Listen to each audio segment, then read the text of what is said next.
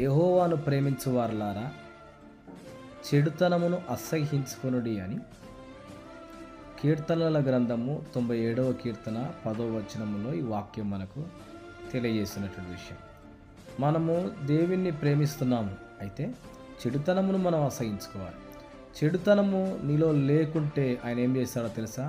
తన యందు నువ్వు భక్తి కలిగి ఉన్నావు గనక, ఆయన యందు నువ్వు ప్రేమ కలిగి ఉన్నావు గనక, ఆయన ప్రేమను నువ్వు పొందుకుంటున్నావు గనక, నీతి యథార్థతలు నీవు విడువక ఆయన ఎదుట నిష్కలంకమును పవిత్రమునైనటువంటి భక్తిని కలిగి నీవు జీవిస్తున్నావు గనక ఆయన అంటాడు, నీ ప్రాణమును ఆయన కాపాడుతాను అని అంటున్నాడు.